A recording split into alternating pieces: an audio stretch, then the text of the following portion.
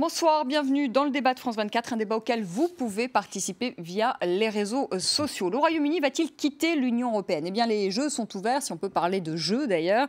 D'après les sondages, le in et le out sont au coude à coude. Les deux camps ont maintenant 15 jours pour convaincre les électeurs indécis. Hier soir, le Premier ministre britannique, David Cameron, a affronté lors d'un débat télévisé le chef du UKIP, le parti europhobe, Nigel Farage. Toujours les mêmes arguments des uns et des autres, pas de nouveautés, souveraineté contrôlée contre stabilité économique, pour faire bref. Ce soir, on va s'intéresser aux conséquences pour le Royaume-Uni et notamment aux conséquences économiques en cas de... Est-ce que cela va coûter cher aux Britanniques? Est-ce que ça peut coûter cher à la croissance britannique qui reste fragile? On est aux alentours de 2%. Mais surtout aussi cette question, c'est comment expliquer ce de l'Europe, s'il y a eu un tant soit peu d'ailleurs un amour de l'Europe du côté des Britanniques. Finalement, c'est aussi la question ce soir. Eh bien, on va en parler avec nos invités. Nous sommes en duplex de Londres avec vous, Denis McShane. Bonsoir. Vous êtes ancien ministre britannique des Affaires européennes, membre du Parti travailliste, auteur de Brexit, How Britain Will Leave Europe, et c'est aux éditions Ib Toris. Avec nous en plateau, Paul Thompson. Bonsoir. Vous êtes vice-président de la section parisienne du Parti conservateur. Oui. Les Tories, on peut le dire, qui est aujourd'hui fracturé entre les partisans du in et les partisans du out, avec cette figure de David Cameron qui, lui, défend le maintien du Royaume-Uni au sein de l'Union européenne, et Boris Johnson, qui est membre du Parti Tories auquel vous appartenez, et qui, lui, défend une sortie du Royaume-Uni de l'Union européenne. Les divisions ont toujours existé. En fait. Ouais, on va en parler. Patrick Martin-Genier, bonsoir. Vous êtes enseignant à Sciences Po, spécialiste des questions européennes. Et puis on attend d'une minute à l'autre Anne-Elisabeth Moutet, qui est éditorialiste au Sunday Telegraph. Avant de commencer ce débat, si vous le voulez bien, on va tout de suite écouter le Premier ministre britannique David Cameron et Nigel Farage. C'était hier soir lors d'un débat télévisé. Voilà ce qui se passera si nous quittons l'Union. Bien sûr, nous allons vouloir continuer à vendre des produits aux Européens. Et donc, nous devrons nous confronter à toutes les règles et normes imposées par Bruxelles. Et on ne pourra pas négocier. Ce sera comme si on avait le nez et les oreilles collés à la vitre, cherchant à savoir quelles règles les 27 voudront nous imposer. Il n'est pas possible que la 5e économie du monde laisse faire cela. Il faut que nous restions dans l'UE pour défendre les intérêts et les emplois britanniques. Partir, c'est abandonner. Et nous ne sommes pas comme cela. Nous sommes des battants. Nous nous battons pour ce que nous pensons être bon.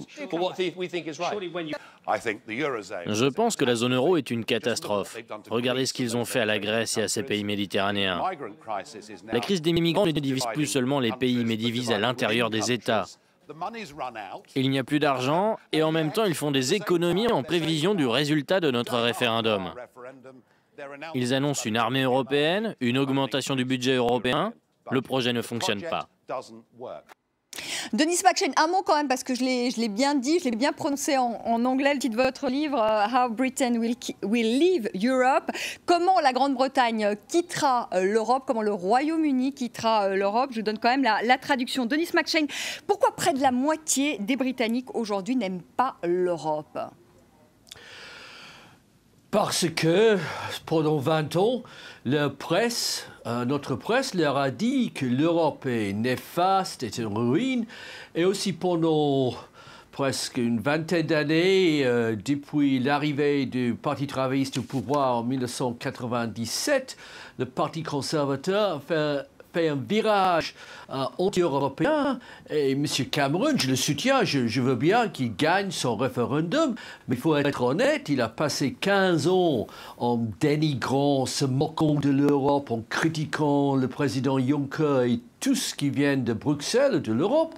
Et maintenant, il a passé 15 semaines pour nous convaincre que l'Europe est très importante pour l'Angleterre. J'espère que le 15 semaines va emporter sur le 15 ans. Donc, on avait une classe politique, une classe d'affaires, surtout une classe médiatique qui n'ont pas cessé de critiquer l'Europe. Mais, soyons clairs, il y a 10 ans, 11 ans, c'était la France, pays fondateur, qui a dit non à l'Europe dans le référendum sur le traité constitutionnel. Tout à fait, c'était en 2005, vous avez tout à fait raison. Paul Thompson, vous êtes issu du Parti conservateur. Oui. Ma première question, c'est, vous, est-ce que vous êtes plutôt du côté de Boris Johnson ou vous êtes plutôt du côté de David Cameron? Vous êtes dans le in ou le out? Je suis plutôt pour le in, mais c'est vrai que c'est un débat qui va dans les profondeurs du corps politique britannique et qui soulève d'ailleurs des questions de fond pour toute la construction européenne. Le Parti conservateur est divisé, comme je disais, depuis très longtemps sur la question de l'Europe. Et le fond du problème, s'agissant du corps politique britannique dans son ensemble, je pense, va beaucoup plus loin que ce qu'a dit M. McShane, parce que l'Union européenne et ses antécédents n'ont jamais eu la même légitimité et la même importance pour la culture britannique qu'en Allemagne ou en France ou en Italie. Mais lorsque Denis McShane dit que dans le fond, il y a une responsabilité du Parti conservateur, que David Cameron a tapé pendant des années sur l'Union européenne, que la presse conservatrice a tapé sur l'Union européenne, est-ce qu'il n'y a pas là une responsabilité de votre parti, d'une certaine manière? Est-ce que vous n'êtes pas fait piéger? Je pense que le Parti conservateur reflète l'opinion publique au Royaume-Uni. Les Britanniques eux-mêmes sont beaucoup plus eurosceptiques que les Français. Soit dit en passant qu'en France, l'euroscepticisme fait des bons en avant, si je puis dire. Une étude a été publiée hier soir à ce sujet par le Pew Institute.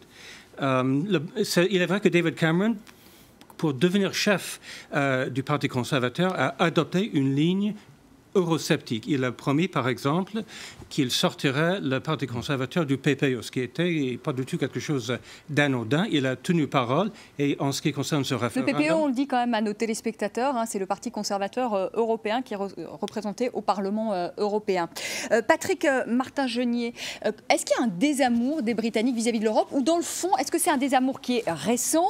Ou est-ce que c'est un désamour qui date du début de la construction européenne? Finalement, est-ce qu'il n'y a jamais eu pas d'amour du tout, finalement, entre les Britanniques et l'Europe? Je crois que vous avez tout à fait raison. Il n'y a jamais eu d'amour du tout des Britanniques vis-à-vis de l'Union européenne.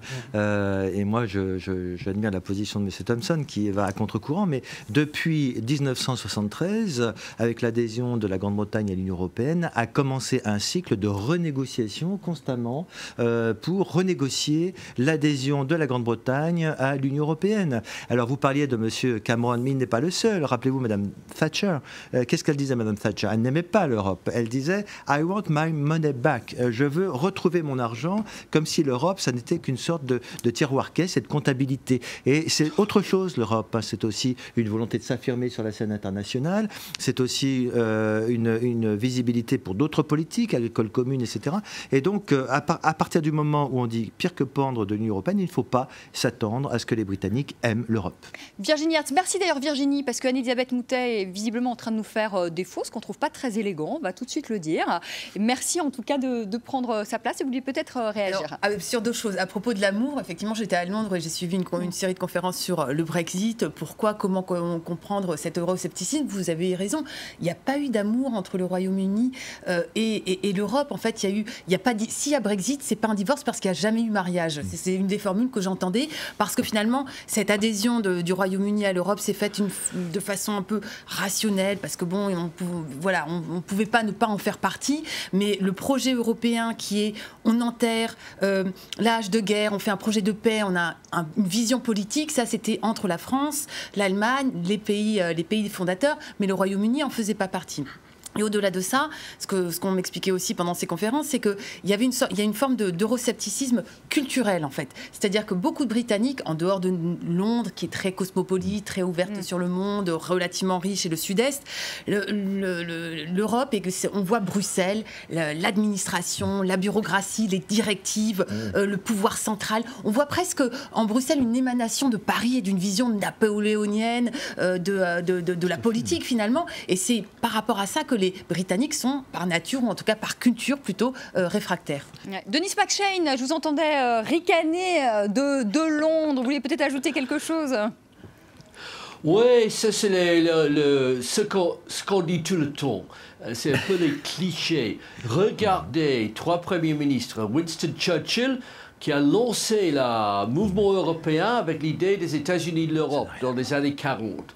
Regardez Madame Thatcher, oui, il a assisté sur petit rabais parce que notre agriculture est totalement différente de celle de la France. Et mais c'est elle qui a poussé avec Jacques Delors l'acte unique. Ça, c'est le plus grand partage de souveraineté jamais vu dans le monde. Elle était passionnément pour cette marche unique. Regardez Tony Blair, c'est lui qui a prôné l'élargissement.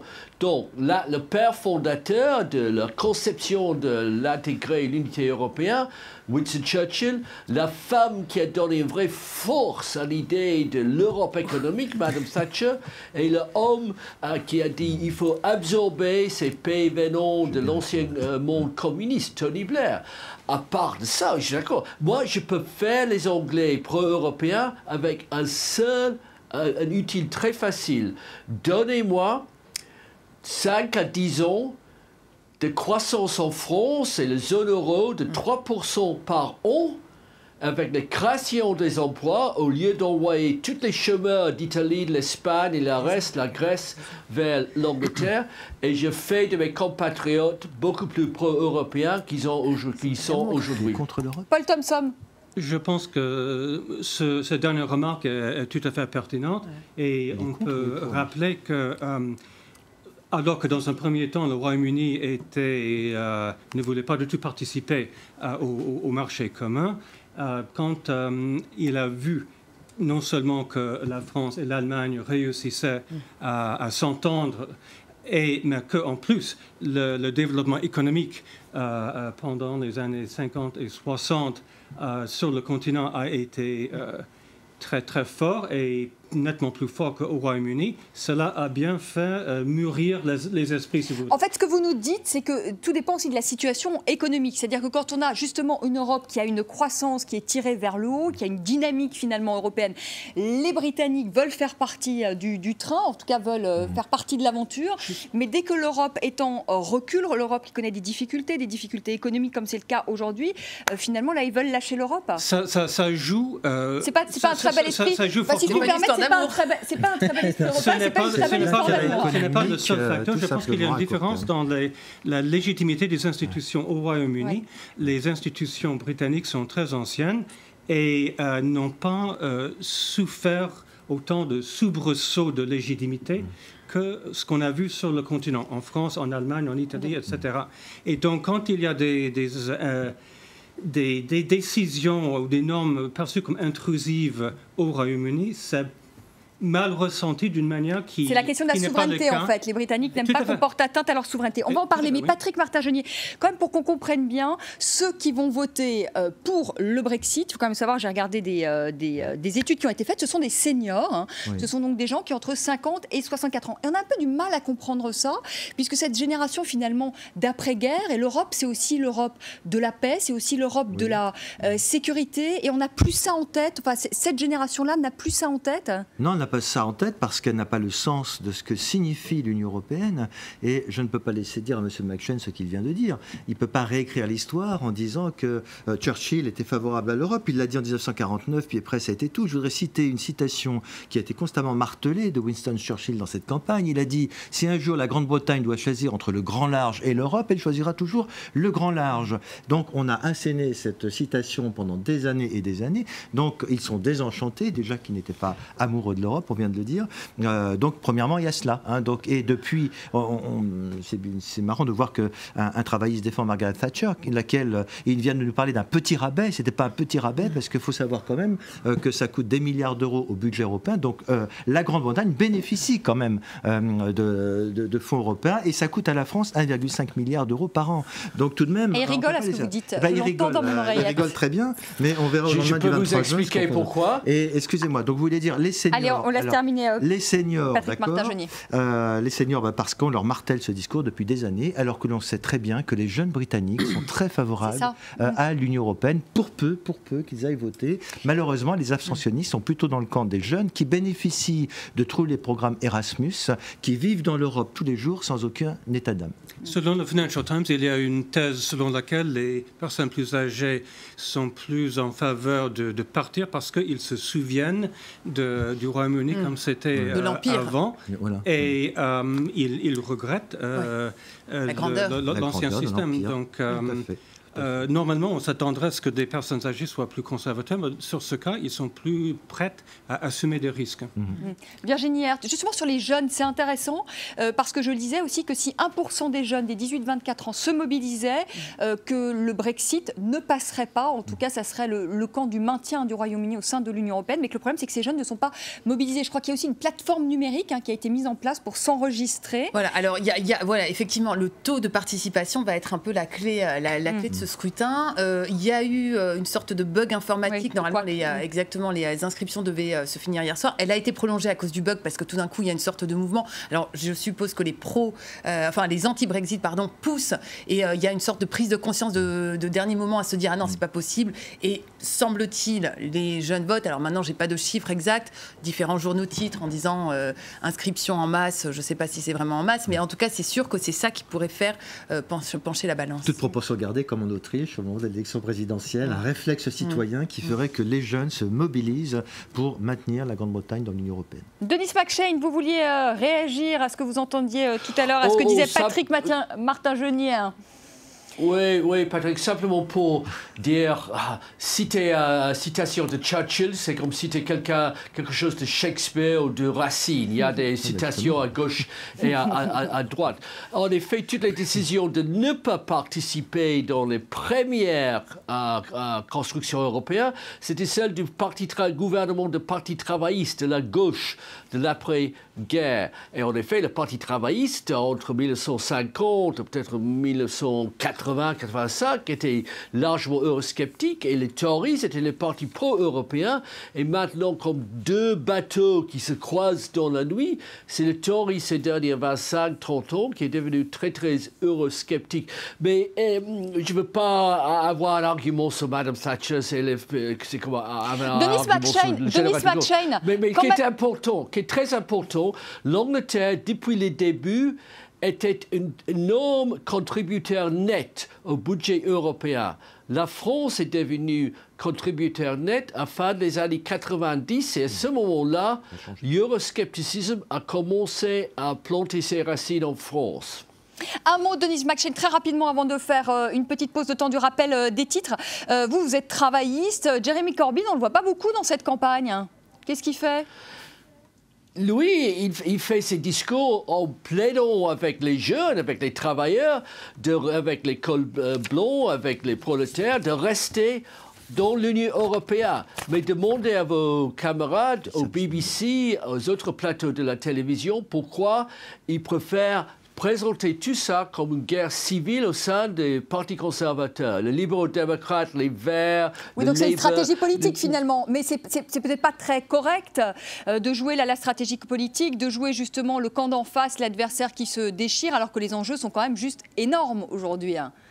Exact, mais franchement, j'écoute le BBC tous les matins, le soir, et c'est que les conservateurs de pro et anti qui ont le droit à exprimer. Il y a énormément des porte-paroles des voix Labour et des autres partis qui sont aussi représentatifs, beaucoup plus représentatifs que UKIP, qui n'a qu'un seul député aux Chambres des communes, mais nos médias, nos télévisions ont décidé de traiter l'entière, toute la campagne comme une guerre privée à l'intérieur de la droite et du parti conservateur.